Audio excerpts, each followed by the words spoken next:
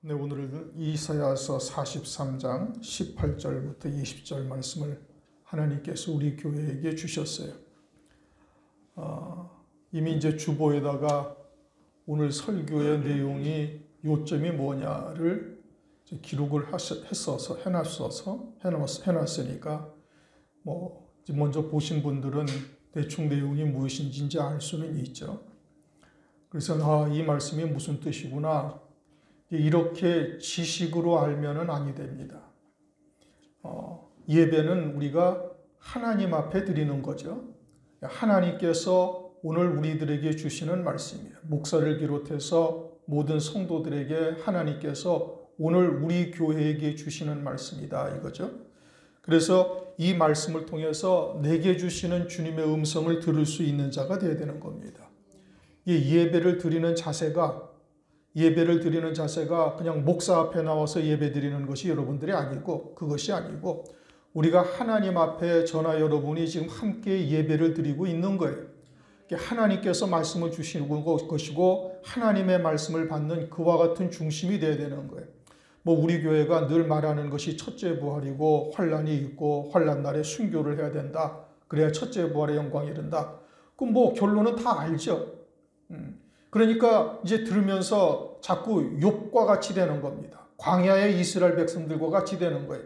오늘도 또 그러한 말씀이로구나. 그래, 그거 다 아는 사실이지. 그거는 하나님 앞에 어마어마한 영적인 교만이에요, 여러분. 하나님이 말씀을 하시는데 하나님 앞에서 아는 얘기 오늘 또 하네. 이렇게 여러분들이 생각을 한다면 크게 오해를 하고 있다 이겁니다. 그거는 하나님 앞에 절대 바른 자세로 드리는 예배가 절대 아니에요. 그리고 하나님 앞에서 우리가 예배를 드리면서 하나님의 음성을 듣고 우리의 영안이 밝아지고 우리가 하늘 소망 가운데 사는 그 길을 더 드러나게 하시고 바른 길로 걸어가게 하신다면 그것이 얼마나 사모되는 일이에요. 예배를 통해서 하나님의 말씀을 깨닫는다는 것이 영으로 사는 자라면 이건 기뻐 뛰어야 할 일이에요. 그냥 팔짝팔짝 뛰어야 할 것이고 자다가도 일어나서 하나님 앞에 찬양을 하고 기도하고 그래야 될 문제들인데, 그런 자세가 아니다라면은 이것은 내가 지금 여전히 아니면은 욥과 같이 그냥 습관에 젖어서 예배를 드리고 있는 거예요. 그냥 주일이니까 어쩔 수 없이 나온 것이고, 안 나가면 몇 명 되지도 않는 교회에 또 그럴 테니까 그냥 어쩔 수 없이 나와서 예배를 드린다. 그렇게 생각을 하면 큰 오해다 이겁니다. 우리가 하나님 앞에 예배를 드리는 거잖아요. 그리고 영으로 사는 자라면 말씀이 당연히 사모될 테고, 오늘은 어떤 말씀을 내게 주실 것인가? 이런 사모하는 중심이 되면 미리미리 나올 것이고, 토요일부터 주일을 준비하고 이럴 텐데 그냥 오늘도 어제 같은 날이고 어제도 오늘 같은 날이고 마냥 그 날이고 주일도 똑같은 또 주일이고 그저 하나님 앞에 그냥 예배 드리면 되는 것이고, 이와 같은 습관적 예배를 드리면 영적으로 전혀 발전이 없습니다. 신앙이 안 자라요. 그렇게 또 못 나오잖아. 내일이 주일인 걸 뻔히 알면서도 밤늦게까지 새벽까지 컴퓨터하고 어쩌고 저쩌고 이러다가 또 못 나오는 거예요. 이게 주일을 준비하는 중심입니까? 이게 하나님을 맞이하는 그와 같은 마음으로 토요일, 일주일을 살아간 건가? 주일날을 위해서 주일날 선포된 말씀을 일주일 내내 묵상하면서 그 말씀이 과연 그런 뜻인가 묵상하고 또 새기고, 그리고 성경을 또 다시 들여다보고 그러면서 일주일을 살다가 주일날 나오는 자라면은 그와 같은 신앙생활을 할 수가 없어요. 주일날도 먼저 일찍 나와서 하나님 앞에 무엇을 오늘 말씀을 들을 것인지 말씀을 들을 자세를 먼저 자신을 준비하고 그래야 되는 것이지, 그냥 시간 되니까 어쩔 수 없이 나왔고 사람도 몇 명 안 되니까 체면 때문에 그냥 어쩔 수 없이 나와서 앉아있다. 그러려면 여기 안 나와도 돼요. 그러지 않아도 돼요. 목사한테 여러분 보이러 나오는 거 아니잖아요. 굳이 나온 분한테 제가 책망을 하는 것은 아니고, 예배가 하나님 앞에 드려지는 예배라는 것을 자꾸 잊어버리는 거예요. 육체를 입고 있으니까, 온전한 새로운 피조물이 되어 있지를 못하니까. 영으로 사는 자라면 말씀이 사모돼가지고 그냥 새벽부터 달려나올 것이고, 하나님의 말씀이 사모돼가지고 오늘은 어떤 말씀을 주실 것인가, 이것이 사모하는 중심이 되어졌으니까 당연히 교회를 일찍 나올 것이고, 예배를 빠진다는 것은 이건 있을 수가 없는 일이죠. 그거는 도무지 생각조차 할 수 없는 일인 거예요. 그러니까 아무 생각 없이 사는 거예요. 아무 생각 없이 사는 거예요. 또는 뭐 지식으로 받는 게지. 이 지식으로 받으니까 들어오면서 인사도 안 해. 목사한테. 뭐 목사인지 사람인지 뭐 하나님의 말씀을 가지고 있는 종인지 아닌지. 그렇게 맨날 들어오면서도 어쩌면 그렇게 고개를 싹 돌리고 들어오는지 내 기가 막힌 노릇이. 여기 5년을 있으면서 한 번도 나한테 기도 인사한 적이 한 번도 없다니까. 나간 사람들 한 번도 나한테 먼저 인사한 적이 없어요. 내가 먼저 인사하지. 그게 뭐예요? 교만이지. 대단한 교만이야. 하나님 앞에. 예배드리러 하나님 앞에 나오는 것이 아니라 그냥 말씀 구걸이나 하러 나오는 거예요. 오늘은 뭔 말씀일까? 이게 그런 뜻이구나. 그건 백날을 들어도 평생을 들어도 영적으로 전혀 성장이 안 되는 겁니다. 여러분들은 하나님 앞에 교만하면 절대 안 돼요. 그건 아주 하나님이 제일 싫어하시고 제일 미워하시는 거예요. 하나님 앞에 교만하다. 말씀 앞에 교만하다. 이거는 하나님이 절대 아주 그냥 진노의 심판에 떨어뜨릴 이와 같은 존재들이죠. 그러니까 알면은 뭐 할 거예요? 남들한테 가르치면 뭐 할 거예요? 자기는 아무것도 아닌데. 자기는 하나도 말씀을 믿음으로 받지 않아가지고 헛살고 앉아있는데 그걸 가지고 남들한테 전하면은 그 말씀이 생명이 되겠습니까? 절대 생명이 안 되는 거예요. 그런데도 본인이 깨닫지를 못해. 수도 없이 얘기를 해도 하나님 앞에 교만하지 마라. 얼마나 많이 말씀을 드렸어요. 오늘도 말씀이 무엇을 의미하는지를 바르게 깨달으셔야 되는 거예요. 깨닫고 그것이 내게 빛으로 생명으로 임할 수 있어야 되는 것이지 그냥 뭐 오늘도 또 비슷한 말씀이네. 그렇죠. 그러나 영으로 사는 자는 말씀이 정말 수정 같은 생수와 같은 말씀으로 내 영혼의 갈급함을 해결해 주는 말씀이니 정말 그냥 시원하고 추수할 때 마시는 얼음 냉수와 같은 기분이 딱 드는 거예요. 그래야 그것이 말씀이 내게 생명이 되고 영적으로 신앙이 자라나가게 되어지는 것이고 또 조금 실수한다 할지라도 다시 일어날 수 있는 힘을 하나님께서 우리에게 부여해 주시는 것인데 그냥 관습, 습관처럼 예배를 드린단 말이에요. 또는 지식으로 받고 앉아있는 거예요. 그러면은 여러분들한테 영적으로 아무 유익이 없어요. 하나님의 말씀을 또 예배를 하나님 앞에 드리고 하나님께서 내게 주시는 말씀이다. 이러한 신앙의 자세를 가지고 받지 아니하면은 마지막 때 그냥 다 실족하고 마는 겁니다. 그냥 끝나고 마는 것이지.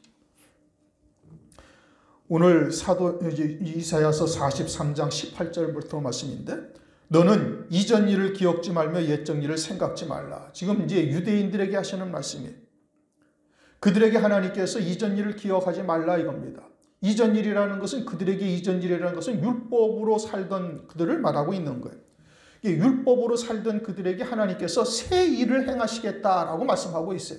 이 새 일이라는 것은 에레미야서 31장 31절 이하에서도 똑같은 말씀을 하십니다. 이제 유다 말기죠. 이사야 또는 에레미야, 유다 말기에 활동하던 선지자.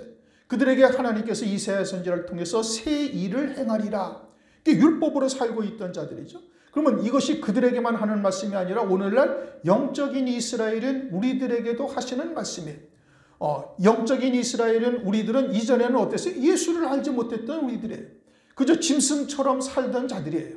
뭐 인격이 어쩌고 저쩌고 하도 영생이라는 것을 전혀 깨닫지 못하고 그저 세상에 복된 것, 풀의 꽃과 같은 것을 쫓아서 일생을 살다 그것으로 끝나버리는 것이 우리들의 인생이었던 거예요. 유대인들은 하나님께서 먼저 택하시고 율법을 주시고 하나님을 섬기는 법도가 무엇인지를 그들에게 말씀을 하셨는데 열심히 쫓아갔지만 의에 이르지는 못했어요. 결론적으로 말하면 그들은 의에 이르지를 못한 거예요. 그들의 신앙생활이 실패로 끝난 거예요.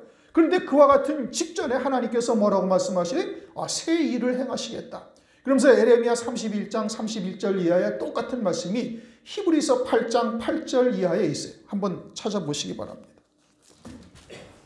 히브리서 8장 8절 이하의 말씀. 8절 저희를 허물하여 이르렀으되 주께서 가라사대 볼지어다 날이 이르리니 내가 이스라엘 집과 유다 집으로 새 언약을 세우리라.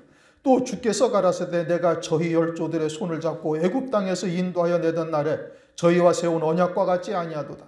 저희는 내 언약 안에 머물러 있지 아니하므로 내가 저희를 돌아보지 아니하였느니라. 또 주께서 가라사대 그날 후에 내가 이스라엘 집으로 세울 언약이 이것이니 내 법을 저희 생각에 두고 저희 마음에 이것을 기록하리라. 나는 저희에게 하나님이 되고 저희는 내게 백성이 되리라. 이게 에레미야서 31장 31절 이하에 기록된 말씀이에요.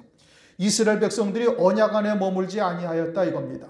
히브리서 4장에 가면 안식에 대해서 쭉 말씀하시는데 이 안식이라는 것이 창세로부터 있었던 일이에요. 히브리서 지금 피고 계십니까? 히브리서 4장을 다시 한번 보세요. 이제 하나님의 말씀에 이것이 무엇을 의미하는지를 우리가 정확하게 깨달아야 되는 것인데 히브리서 4장을 다시 한번 보세요. 히브리서 4장 2절부터 읽습니다.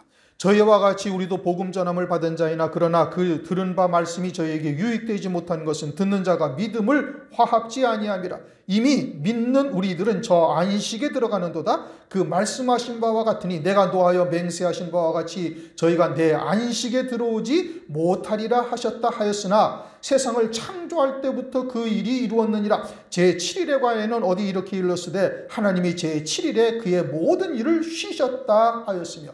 이 말씀이 뭔 뜻이냐면은 유대인들에게 하나님께서 율법을 주셨잖아요. 율법을 주셨는데 율법을 통해서 저희들이 믿음으로 화합지 아니해서 유익하지 못하고 하나님의 안식에 들어오지 못했다 이 뜻인 겁니다. 그리고 그 안식이라는 것은 창세기 2장 1절부터 3절까지 말씀하셨어요. 하나님께서. 그리고 하나님께서 일곱째 날을 모든 것을 다 지으시고 쉬셨다라고 이미 말씀을 하셨다는 거예요. 이미 그렇게 말씀을 하셨고 저희들에게 율법을 주었는데 율법에 믿음으로 하나가 되지 아니하니까 이와 같은 안식에 들어오지 못했다 이런 뜻인 겁니다. 그러니까 이스라엘 백성들에게 하나님께서 율법을 주시고 그리고 율법을 통해서 안식하는 자로 하나님께서 그들을 세우고자 하셨는데 이스라엘 백성들이 안식에 들어오지 못한 거예요. 하나님의 말씀에 온전함에 이르지를 못했다 이겁니다. 이래서 하나님께서 어떻게 하시겠다는 거예요? 새 일을 하나님께서 행하겠다. 그러니까 너희는 이전 일을 기억하지 말며 옛적 일을 생각하지 말라. 그렇게 말씀하고 있는 겁니다. 그리스도 안에서 이전 일을 기억하지 말고 이제는 생각지도 말라. 근데 우리는 육체를 입고 있잖아요. 육체를 입고 있으니까 이전 일을 기억지 아니할 수가 없고 유대인들은 모세를 가장 큰 선지자로 생각을 해요. 왜요? 하나님과 직접 대면하고 하나님으로부터 율법, 십계명의 돌판을 직접 받은 선지자이니 가장 큰 선지자로 생각을 하고 있고 그 모세를 통해서 주신 율법을 아주 떠난다는 것은 있을 수 없는 일이라고 생각을 하고 있는 거예요. 지금 새 일을 행하면서 이전 일은 어떻게 하는 거예요? 생각지 말라 이거예요. 이전 일은 아예 기억하지도 말라. 유대인들에게도 하시는 말씀이고 우리에게도 하시는 말씀인데 이제 우선 유대인들을 보면은 이와 같이 이전에 율법을 행해서 의에 이르려고 열심히 노력을 했지만 결국은 이르지 못했잖아요. 그것을 수많은 선지자들 통해서 계속 경고하시고 계속해서 말씀하셨던 거예요. 그럼에도 불구하고 유대인들이 깨닫지를 못했다 이겁니다. 깨닫지를 못하고 결국은 실패로 끝나는 거예요. 그리고 그 실패하기 전에 하나님께서 뭐라고 그래? 이제 새 일을 하나님께서 행하리겠다. 그래서 이전 일을 전혀 생각지 말라라고 말씀하고 있는 거예요. 그럼 그 새 일을 행한다는 것이 뭐냐? 그것은 이제 복음, 다시 말하면 예수 그리스도로 말미암는 구원을 말씀하고 있는 거예요. 그래서 19절 보라, 내가 새 일을 행하리니 이제 나타낼 것이라. 너희가 그것을 알지 못하겠느냐? 정령이 내가 광야의 길과 사막에 강을 내리니. 새 일을 행하리라. 이제 나타내시겠다. 그것은 예수 그리스도를 통해서 우리에게 이제 새로운 길을 우리에게 계시하고 있는 겁니다. 이미 말씀드린 것처럼 에레미야 31장 31절 이하에도 말씀하시기를 새 언약이다. 이전까지는 짐승의 피로 죄가 생각나면 가서 죄사함을 받고 또 다시 삶을 살다가 또 이제 죄를 짓고 생각나면 또 가서 죄사함을 받고 짐승의 피로 죄사함을 받고 있는데 이제는 그리스도께서 오셔서 우리의 모든 죄를 대속하시되 영원히 속죄 구원을 하신 거예요. 메시아가 오신 것이죠. 그리고 예수 그리스도께서 이제는 자기의 피로 새 언약을 우리에게 세우신 거예요. 그리고 그리스도 안에 있으면 고린도후서 5장 17절에 뭐라고 말씀하시? 새로운 피조물이다. 이렇게 말씀하시. 새로운 피조물. 완전한 새로운 존재, 새롭게 창조된 존재인 것을 말씀하고 있는 거예요. 그리고 그리스도 안에 새 생명. 로마서 6장 3절 4절을 보면은 그리스도 안에 새 생명이다 이렇게 말씀하셨죠. 옛사람은 예수와 함께 죽은 자요 이제 세례받은 자가 되어져서 그리스도 안에 새 생명으로 사는 자다. 그리고는 고린도후서 5장 17절에 새로운 피조물이라 이전 것은 지나갔다 라고 말씀하고 있어요. 그러니까 우리가 육체대로 나는 김아무개라는 인격체로서 예수를 믿고 있다라고 생각하면 전혀 안 되는 거예요.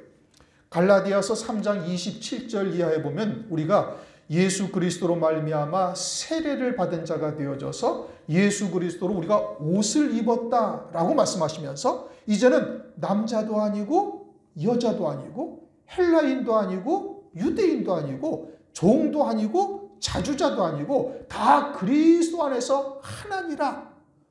그리고 그리스도를 믿음으로 말미암아 이제는 아브라함의 후손이 되어서 함께 유업을 얻을 자다 이렇게 말씀을 하시에요. 그러니까 그리스도 안에서 온전한 새로운 피조물로 딱 바뀌어져 있으면은 그러면은 남자도 아니고 여자도 아니고 그 영원한 생명이 자기의 참 자아요. 그 영원한 생명으로만 사는 자인데 그 영원한 생명으로만 산다라는 것은 무엇을 의미하는 거예요? 이제 생명, 말씀이신 하나님의 생명이신 말씀, 이 하나님의 말씀을 믿는 믿음으로만 사는 것이고 그것은 말씀이신 그리스도로만 사는 자로 바뀌어진 거예요. 물론 이제 각자의 믿음을 따라서 온전한 그리스도의 형상으로 세워진 자도 있을 터이고 그러지 아니하고 이제 어린아이 같이 또는 뭐 청년과 같이 아직은 자라고 있는 과정에서 있는 자도 있죠. 그러나 어쨌든 간에 그리스도 안에 새 생명으로 살고 있는 새로운 완벽한 새로운 피조물이다라고 말씀하고 있는 거예요. 그러니까 이전 것은 육체에 속했던 모든 것들은 다 지나갔으니 그것은 아예 생각지도 말라 이거예요. 율법도 그것은 육체로 너희가 이것을 지켜 행하면 살리라. 레위기 18장 5절 말씀이 그렇잖아요. 율법은 지켜 행하여 의롭다 함을 얻게 하는 거예요. 그러나 사람이 그와 같이 지켜 행해서 의로울 수가 있어요? 없어요? 없지요. 그건 하나님의 율법이에요. 하나님의 법인 거예요. 하나님의 법은 하나님과 같이 지켜야만 온전한 법이에요. 그런데 육체를 입고 그것도 죄 있는 육체의 몸을 입고 하나님과 같이 율법을 지킬 수 있는 사람이 어디 있어요? 지킬 수가 없어요. 그러니까 율법에 하나님께서 주님께서 이 땅에 오셔가지고 율법의 온전하신 뜻을 우리에게 설명을 해 주시잖아요. 살인죄에 대해서 무엇가 살인죄인지 이전까지 율법을 가지고 유대인들은 어떻게 해서 그랬어요? 남을 칼로 찔러 죽이거나 돌로 쳐 죽이거나 주먹으로 때려 죽이거나 어떻게 해서든지 육체를 죽이지 아니하면 살인죄가 아니라고 생각을 했는데 주님은 오셔가지고 그 영을 죽이는 자, 영을 미워하는 자는 이미 살인죄에 해당된다 이거예요. 더 나아가서 이제는 복음과 진리의 말씀을 증거해서 내 주변에 살리는 일을 온전히 이루지 못하면 내 주변에 내가 복음과 진리를 증거하지 못해서 죽는 자가 있다면 영이 망하는 자, 멸망하는 자가 있다면 그건 살인죄에서 벗어날 수가 없다. 간음죄에도 말씀하고 있어요. 간음죄도 이제는 하나님의 말씀을 통해서 다른 것을 생각하고 있는 거예요. 오직 하늘 소망 가운데 믿음으로 사는 것이 아니라 조금만 곁길로만 나가서 뭐 사람의 의나 세상에 속한 말이나 또는 이와 같이 육에 속한 것으로 조금만 치우치면 그것은 이미 뭐예요? 그건 이미 영적으로 간음한 것과 다를 바가 하나도 없는 거예요. 그러면 육체를 입고 있는 우리들이 살인죄, 간음죄를 범하지 아니한 자가 세상에 있어요? 없어요? 아무도 없는 거예요. 의인은 없다 이거예요. 그러니 우리가 하나님처럼 말씀을 지킬 수가 있어요? 없어요? 못 지키죠. 그러니까 모두가 다 죄인인 거예요. 멸망에 빠질 그들에게 하나님께서 그러니 의인은 어떻게 사는 거예요? 믿음으로 말미암아 사는 건데 그런데 유대인들은 어떻게 했어요? 지켜 행함으로 살려고만 했던 것이죠. 그러니까 이제 이전 것은 다 지나가고 그렇게 해서 의에 이를 수 없으니 이제는 메시아 그리스도께서 오셔서 우리의 죄를 대속하시고 그리고 믿는 자를 의롭다 칭하시고 그리고 믿는 자를 이제 에베소서 4장 22절, 23절, 24절을 보면 의와 진리의 거룩함으로 지으심을 받은 새 사람을 입으라. 그렇게 말씀하시죠. 의, 예수 그리스도가 의죠. 진리의 거룩함, 즉 하나님의 온전하신 뜻이 무엇인지를 깨닫고 그 말씀을 믿는 믿음으로만 사는 자가 되어지면 생명을 더하게 하시는 은혜를 우리에게 더하시는 거예요. 성령의 열매를 맺게 하시는 것이죠. 예전에는 내가 말씀을 지켜 행하여 했지만 이제는 성령으로 말미암아 영생의 열매를 맺는 자가 되게 하셔서 이제는 그 생명을 더하게 하며 자라게 하셔가지고 그리스도의 형상에까지 그 생명이 이를 수 있도록 은총을 우리에게 베풀고 계시다, 이런 의미인 겁니다. 창세기 1장 1절을 보면 태초에 하나님이 천지를 창조하시니라. 그런데 그 천지가 창세기 1장 2절을 보면 어떻게 해요? 땅이 혼돈하고 공허하고 흑암이 깊음 위에 있다. 엉망진창이죠. 그러면 하나님이 전능하신 하나님인데 바르게 창조를 하지 못하셔가지고 땅이 혼돈하고 공허하고 다시 또 빛이 있으라 하여가지고 빛이 있고 뭐 궁창의 위의 물과 궁창 아래의 물로 나누고 또 큰 광명과 작은 광명을 두고 거기에다가 또 짐승과 새와 식물과 온갖 생물들을 바다와 공중과 땅 위에 충만하게 하시니까 이제 그때서야 창조가 온전하게 된 것. 그렇습니까? 아니죠. 하나님은 말씀 한마디로 온전하게 창조하실 수가 있는 거예요. 그런데 굳이 그와 같은 장면을 성경에 기록해 놓고 우리에게 보여주시는 이유가 뭐예요? 우리의 구원과 관계되어져 있는 거예요. 하나님께서는 우리를 온전하게 창조를 하셨는데 마귀의 타락으로 말미암아 땅이 혼돈하고 공허하고 깊음 위에 있다라고, 흑암의 깊음 위에 있다라고 말씀하고 있는 것이죠. 원죄에 있는 육체를 입고 이 땅에 보내심을 받은 하나님의 자녀들의 영적인 상태를 말씀하는 거예요. 그래서 빛이 있으라로부터 시작해가지고 6일 동안 모든 것을 창조하시는데 그것을 신학적 용어로 재창조다, 이렇게 얘기를 해요. 자, 그러면 하나님께서 천지와 만물을 창조하시는데 혼돈, 공허, 흑암의 깊음 위에 있다가 다시 재창조를 하시면서 하나님께서 사람에게 모든 것을 다스릴 수 있는 권세를 주시고 공중의 새와 땅의 식물들과 짐승들을 다스리게 하시고 보시니 심히 좋았더라 라고 말씀하고 있죠. 재창조라고 우리가 이제 일반적으로 그렇게 얘기를 합니다. 그런데 그것을 통해서 우리에게 영적인 교훈을 하시는 거예요. 이와 같이 하나님의 자녀들을 이 땅에 보내셔서 율법을 주셨지만 그 율법으로 온전함이 이르지를 못하니 하나님께서 이제는 계획하신 대로 메시아 그리스도를 이 땅에 보내시고 그리스도 안에서 새로운 피조물로 이 땅에서 구원의 이르는 길을 걸어갈 수 있도록 하실 것을 이미 하나님께서 계획하시고 그것을 하나님의 자녀들에게 알게 하시는 거예요. 그게 뭐예요? 그게 새 일이다, 이겁니다. 이제는 그리스도 안에서 우리가 새로운 피조물이 되어졌고 이제는 의와 진리의 거룩함으로 지으심을 받은 새 사람을 입게 하나님께서 우리에게 은혜를 베풀어 주시는 거예요. 이끌어 가시는 것이죠. 구원의 은총을 우리들에게 이루어 가고 계시다, 이겁니다. 그러니 이와 같은 새 일을 하나님께서 행하시면서 성령으로 그와 같은 하나님의 구원의 뜻을 이루어 가시는 거예요. 그것이 히브리서 8장 8절 이하 10절까지의 말씀이고 에레미야 31장 31절부터 33절까지의 말씀이에요. 그것을 여기에서 새 일을 행하리라 라고 말씀하고 있는 겁니다. 이제는 성령이 내 안에서 하나님의 말씀을 새기시고 히브리서 8장 10절 말씀처럼 그리고는 그 말씀을 우리에게 생각나게 하시고 그리고 가르치시며 그 말씀으로 우리를 이끌어 가시는 은혜를 성령 안에서 이루어가고 계시는 거예요. 골로새서 1장 29절 이를 위하여 나도 내 속에서 능력으로 역사하시는 이의 역사를 따라 힘을 다하여 수고하노라. 이제는 성령으로 우리의 신비에 새겨진 하나님의 말씀에 붙들린 자가 되어지는 겁니다. 이제는 내가 믿음으로 얼마나 연합하여 사는가를 이제 우리가 잘 깨달으면 되는, 그러면 우리가 그리스도 안에서 안식하는 자가 되는 겁니다. 그러면 성령의 열매를 맺어서 우리의 생명을 더하게 하시고 그리스도의 형상으로 세워가시는 은혜를 우리에게 베풀어 주시는 거예요. 그것은 주의 초림으로 이루어진 새 일이에요. 그렇죠? 주의 초림으로 말미암아 이루어진 새 일이고 이 마지막 때는 하나님께서 금초대 교회를 하나님께서 세우시고 이 금초대 교회를 통해서 종말에 또 새로운 일을 하시는 거예요. 환난을 통해서 그와 같은 참된 신실한 성도들과 거짓에 속한 자들을 구별하시고 그와 같이 신실한 성도들에게 새 일을 행하시는데 그 새 일이 뭐냐? 그것은 새 하늘과 새 땅으로 이루시는 역사다, 이겁니다. 우리가 요한계시록을 이미 이제 두 번째 상고를 하고 있죠, 여기서. 요한계시록 20장을 가면 19장에 주님이 재림을 하셔요.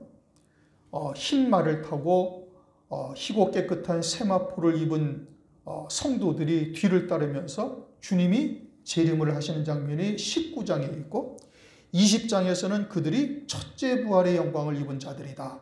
그리고는 이 땅에 이제 1000년 동안 그리스도의 나라가 이루어질 것을 1000년이라는 단어를 20장에서 6번씩이나 사용을 하시면서 1000년 왕국이 있고 그 1000년 왕국 때 마귀는 무저갱에 1000년 동안 갇혀 있어요. 그런 다음에 1000년이 지난 다음에 마귀가 잠깐 풀려나서 또다시 미혹하는 역사를 하는데 바닷가의 모래처럼 그 미혹하는 자들의 미혹에 속은 자들이 또 수없이 많이 생겨요. 그래서 그들을 다 진멸하고 백보자의 심판이 벌어질 때 이 땅과 하늘은 간데 없더라. 여러분 요한계시록 20장 11절에 그렇게 말씀하십니다. 안 찾아봐도 되죠?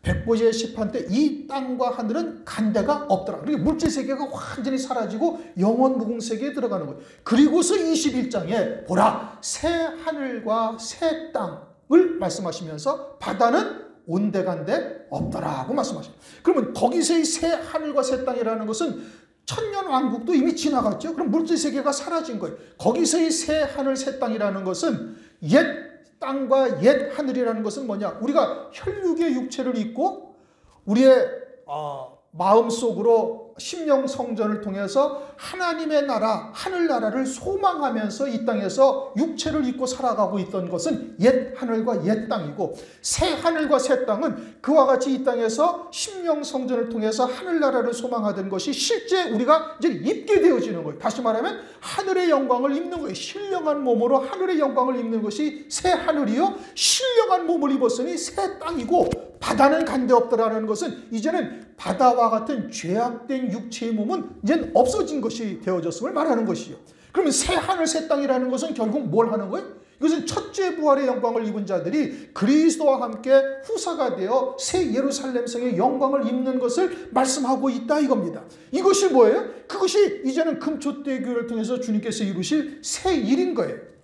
이사야서 다시 보십시다. 이사야서 42장 9절을 보시겠습니다.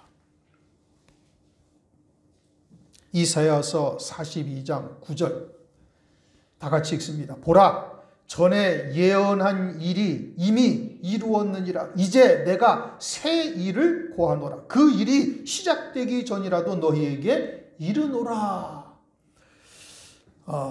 물론 이것은 이 이사야를 통해서 구약의 유대 나라에게 하나님께서 하신 말씀이에요. 그러나 그것을 성경에 기록하신 것은 오늘날 우리들에게 이 말씀이 그대로 이루어지고 있음을 말하는 거예요. 그래서 이전에 하나님께서 예언한 일은 이미 이루어졌다 이거. 초림을 통해서 이미 우리에게 이루어진 것과 다를 바가 없지요. 그리고 또 이루어질 일이 또 있고 그것은 하나님의 종들 또는 선지자들에게 하나님께서 시작되기 전에 알려주시겠다 이겁니다. 그러면 또다시 이루어질 새 일이라는 것은 뭐냐? 그것은 이 마지막 때 금초대 교회를 통해서 이 하늘나라를 소망하며 믿음으로 살던 자들을 새 하늘 새 땅으로 입혀주시는 그와 같은 역사를 말하는 거예요. 우리가 구약의 율법을 통해서 유대인들에게 말씀하신 것은 그림자적인 역사예요. 그래서 주님께서 이전 것은 지나갔으니 보라 내가 새 일을 행하리라. 지금 이사야서 43장 18절 19절에 말씀하시는데 그것은 메시아 그리스도를 통해서 율법을 행함으로 의에 이르지 못하였으니 이제는 그리스도를 통해서 새 창조된 새 피조물로서 하나님께서 그 일을 이루시리라는 겁니다. 어떤 일? 하나님이 기뻐하시는 일. 하나님이 기쁘신 뜻을 새 피조물을 통해서 이루시라는 거예요. 그런데 새 피조물이라는 것은 우리가 혈육의 육체를 몸을 입고 이 땅에서 하늘나라를 소망하며 믿음으로 살아가는 거예요. 그것을 이 땅에서 믿음으로 누리면서 또는 어떤 사람은 그 믿음을 온전치 못하니까 여러 가지 연단의 과정을 통해서 요단강을 건넌 자로 하나님께서 세우시고 그렇게 해서 그 새 하늘 새 땅에서 이루어질 역사를 이 땅에서 믿음으로 바라보고 살아가고 있는 거예요. 이게 새 피조물이란 말이에요.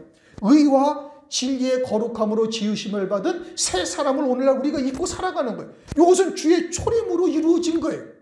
그러면 주님이 재림하심으로써 주님께서 이 땅에서 이루시는 모든 구원의 역사가 이제는 종결되는 거예요. 뭘 통해서? 주의 재림으로. 그때 새 하늘 새 땅을 입는 자들이 첫째 부활의 영광을 입는다는 거예요. 원래는 이것이 백보자의 심판을 통해서 영원 무궁 세계에 들어갈 때 새 하늘 새 땅을 하나님의 자녀들은 다 입어요. 열매 맺은 대로. 열매 맺은 대로 다 입어요. 그런데 예수의 증거와 하나님의 말씀을 인하여 목배임 받은 자들은 그들보다 1000년 먼저 이 신령한 몸을 입고 새하늘 새 땅을 이미 누리는 자가 되어지는 거예요. 그게 무엇으로 이루어져요? 주의 재림으로 이루어진다 이겁니다.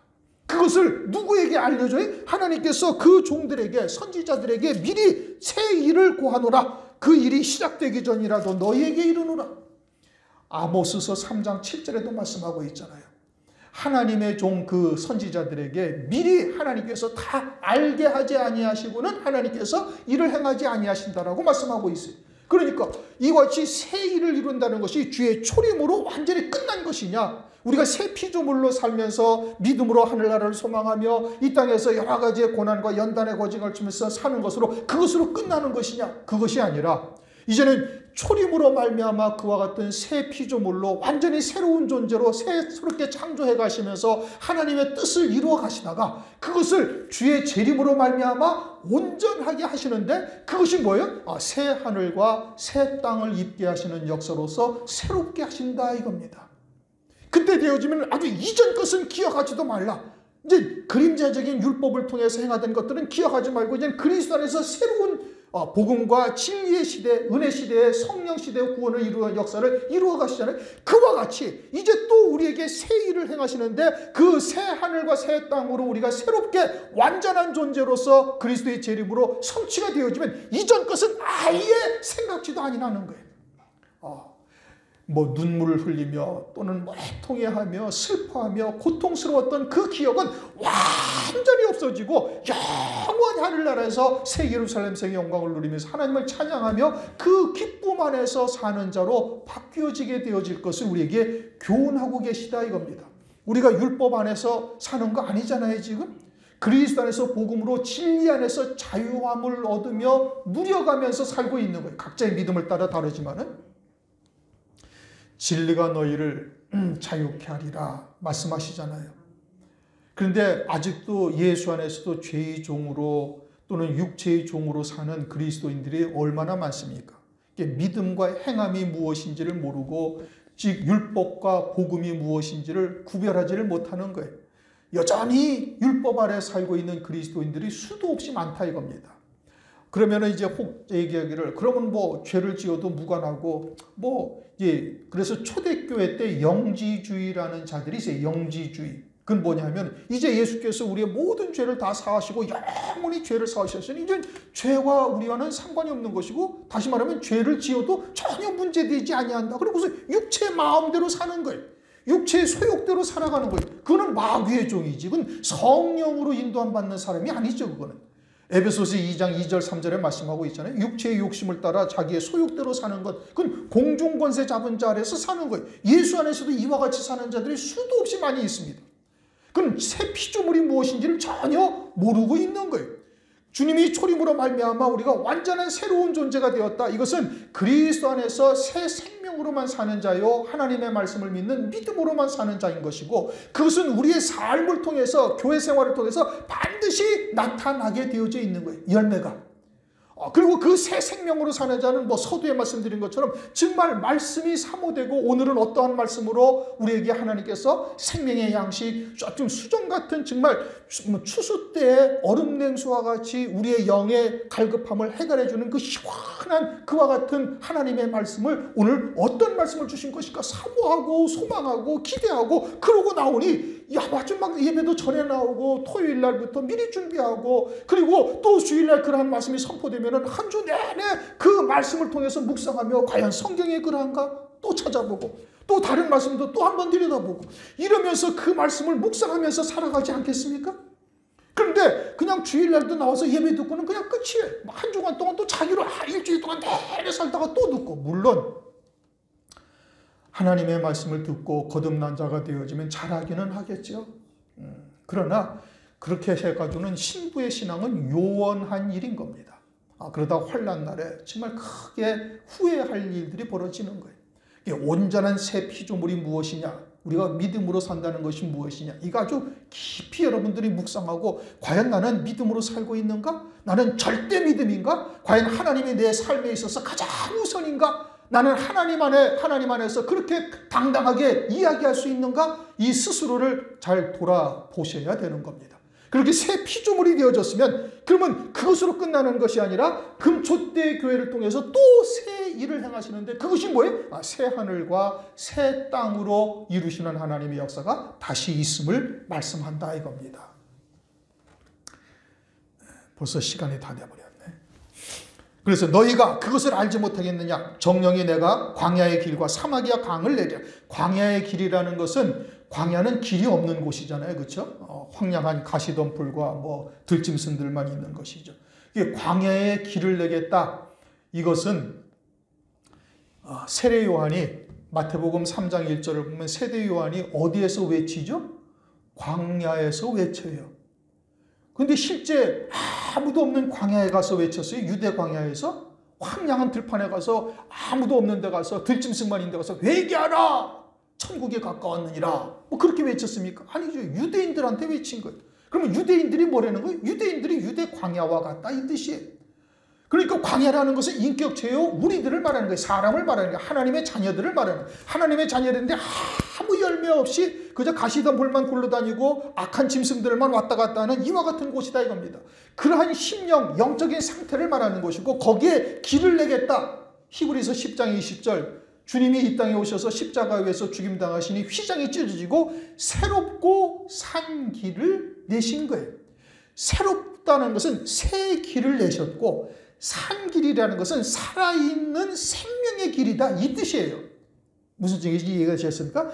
새롭고 산 길이라고 하는데 새롭다는 것은 새 길을 내셨다는 거예요. 이전에는 어떤 길이었는데? 율법의 길이었는데 이제는 그리스도를 믿음으로 의롭다함을 받는 새로운 길을 내는 거예요. 이전에는 죄가 생각날 때마다 짐승을 가지고 오서 제사를 드렸는데 이제는 어떻게? 이제는 예수 그리스도를 믿음으로 하시라도 하나님의 은혜의 보좌 앞에 담대히 나와가지고 예수님의 보혈로 주님이 우리를 보실 때는 어떻게? 하나도 죄 없는 자로 보시는 거예요. 그게 하나님의 전능하심이라는 거예요. 우리는 죄가 생각나잖아요. 우리는 전능치가 못한 거예요. 예수를 믿어도 우리는 전능하지를 못하니까 또 죄가 생각나고 또 죄가 생각나고 죄책감에 시달리고 그러는데 하나님은 내가 예수 그리스도를 나의 구세주로 믿고 그분의 보혈의 공로로 의지하여 나올 때는 나는 완전히 죄 없는 자 아주 하얀 거룩한 존재와 같이 하나님이 나를 보시는 거예요. 그래가지고 하시라도 은혜의 보좌 앞에 담대히 나와서 아버지라고 부를 수 있는 은총을 우리에게 베풀어 주시는 거예요. 이게 새 길이에요. 산길이라는 것은 살아있는 생명의 길이라는 거예요. 주님은 내가 곧 길이요 진리요 생명이라고 말씀하셨어요. 주님이 이 땅에 육체를 입고 오셔가지고 온전히 아버지의 뜻을 이루시기 위해서 십자가를 지시고 죽임당하시고 부활하시고 보좌 우편 영광 중에 앉으셨어요. 이게 새롭고 산 길이다 이겁니다. 살아있는 생명의 길이라는. 그래서 우리도 주님처럼 주님의 뒤를 그대로 따라가면 그 길은 좁고 협착한 길인데 어디에 이르게 해요? 하나님 보좌 우편 영광에까지 이르게 하시는 생명의 길이다 이 뜻이에요. 광야의 길을 내시겠다 이겁니다. 어떤 길을? 새롭고 산 길을 내시겠다. 율법을 쫓아 아무리 우리가 의롭다 함을 얻으려 해도 의를 이루지 못하는 거예요. 아무 열매 없는 황량한 광야와 같은 삶이었다고요. 우리는 더더군다나 이방인이었죠. 우상 숭배를 하고 미신이나 쪽도 있던 이와 같은 우상 숭배를 하던 존재였으니까 뭔가 광야인 것은 더 말할 나위도 없고 유대인들도 율법을 가지고 있지만 역시 마찬가지였고 거기에 새롭고 산 길을 우리에게 내시고 그 다음에는 뭐를 내셨어요? 사막에 강을 내시겠다 이겁니다. 이제 사막은 우리 영적인 상태를 의미하고 있죠. 거기에 강을 내시겠다라는 것은 주님이 요한복음 4장 14절에 내가 주는 물은 이라고 말씀하셨어요. 그리고는 요한복음 7장 38절 39절을 보면은 누구든지 목마르거든 내게로 와서 마시라. 그 배에서 생수의 강이 흘러나리니 이것은 그들이 받을 성령을 말씀하신다라고 말씀하신 거예요.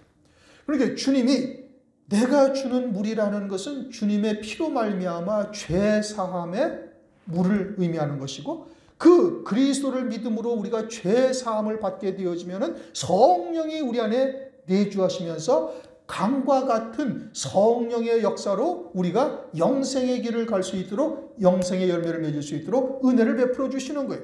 그것이 종말의 교회인 금초대 교회에서는 그 물이 어떤 물이냐? 그것은 요한계시록 22장 17절 성령과 신부가 말하기를 오라. 목마른 자도 올 것이요 와서 값없이 생명수를 먹으라. 그 물은 어떤 물이? 요한계시록과 같이 마지막 때에 따른 말씀을 말하는 것이고, 그 마지막 때에 따른 말씀을 먹는 자가 되어지면 요한계시록 4장 5절에 일곱 영이 역사하셔서 환난 날에 예수의 증거와 하나님의 말씀을 인하여 능히 순교까지 이룰 수 있도록 우리에게 은혜를 베풀어 주시는 거예요. 이 새 일을 하는 거예요. 누구에게? 진리의 말씀을 쫓아 하나님의 뜻을 쫓아 그 좁고 협착한 길을 가는 자들에게 이 마지막 때에 아주 수정 같은 생명수의 말씀을 먹게 하시되 아주 일곱 영으로 충만하게 하셔서 주님이 걸어가신 그 길을 그대로 따라가면은 결국 어떻게 돼? 환난 날에 어린 양의 생명책에 그 이름이 농명이 되고 예수의 증거와 하나님의 말씀을 인하여 환난 날에 순교까지 이룰 수 있게 하셔서 새 하늘과 새 땅이 우리에게 성취되는 역사를 이루시게 하시겠다 이겁니다. 지금 18절 19절을 다시 읽어보십시다. 너희는 이전 일을 기억하지 말며 옛적 일을 생각하지 말라. 보라, 내가 새 일을 행하리니. 그래서 이제 새 일이라는 것이 뭐냐? 그것을 너희가 그것을 알지 못하겠느냐? 새 일이 뭐예요? 너희가 정령 광야의 길과 사막의 강을 내시겠다라고 말씀하시는 거예요. 그게 새 일이에요. 광야의 길을 내고 사막의 강을 내시는 것이 새 일인데 이제 지금까지 설명을 드렸어요. 유대인들에게는 율법에게서 복음으로 넘어오는 것이고 우리는 예수도 알지 못하고 하나님을 알지 못하던 자들을 하나님께서 불러서 예수 그리스도를 말미암아 의롭다 하시고 영화롭게까지 하시는 길로 우리를 이끌어 가시는 역사라는 말씀이에요. 진리의 말씀으로, 복음에서 진리의 말씀으로, 더 나아가서는 때에 따른 말씀으로 우리에게 양식을 삼게 하시는데 이제는 수정 같은 생명수의 말씀을 우리에게 먹이실 뿐 아니라 더 나아가서는 일곱 영으로 충만하게 하셔서 새 일을 또다시 이루는 거예요. 온전케 하시는 거예요. 초림으로 우리에게 새 일을 이루시고 재림으로 말미암아 그것을 온전하게 하시는 역사를 이루신다 이 뜻인 겁니다.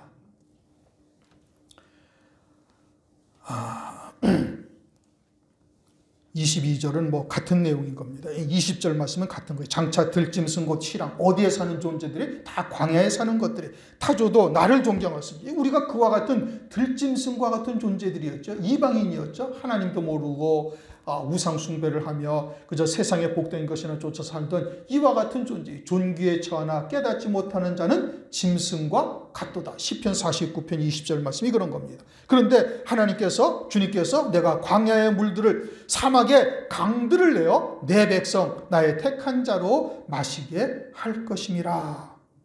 오늘날 우리가 그와 같은 하나님의 은혜를 입고 있는 것이지요. 이것이 우리에게 얼마나 어마어마한 하나님의 축복인지를 우리가 잘 생각해야 됩니다. 여러분들이 진리가 무엇인지를 깨닫지 못한다면 그냥 그작저작 살다가 그것으로 끝나고 환난이 다가오면 그것으로 그냥 짐승표를 받고 멸망으로 끝날 존재들이었던 거예요. 그런데 이 마지막 때 환난을 통해서 이루실 하나님의 구원의 말씀을 우리에게 주신 거예요. 수정 같은 생명수를 주신 겁니다. 아무것도 섞이지 아니한 정말 깨끗하고 맑은 생물을 우리에게 주신 거예요. 그리고는 그와 같은 말씀을 통해서 일곱 영으로 우리에게 역사를 하신다 이겁니다.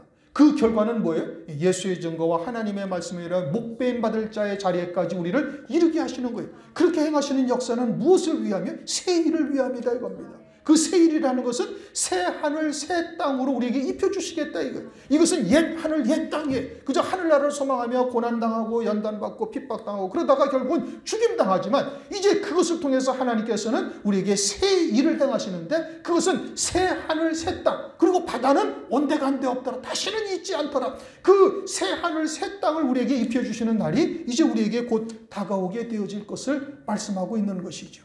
우리가 이와 같은 하나님의 말씀을 통해서 하나님께서 이루시는 이 구원의 세계가 얼마나 신묘막측한가를 우리가 깊이 깨닫고 그리고서는 그러한 하나님의 말씀에 온전한 믿음으로 화비되어져서 우리의 삶에 그와 같은 영생의 열매가 나타나시길 주의 이름으로 축원합니다. 기도하겠습니다. 하나님 아버지 감사합니다.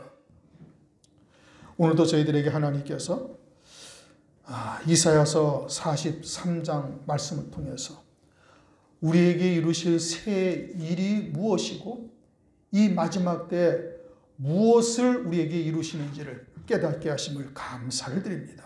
이러한 말씀을 통해서 우리의 신앙이 더욱더 견고해지고 또 우리가 온전한 믿음으로 세워질 수 있도록 은혜 위에 은혜를 더하여 주시옵소서. 온전한 새로운 피조물로 이 땅에 성령의 열매를 맺으며 그리스도의 형상으로 세워지는 일에 부족함이 없도록 성령으로 충만함으로 역사하여 주시옵소서. 예수 그리스도의 이름으로 감사하며 기도드립니다. 아멘.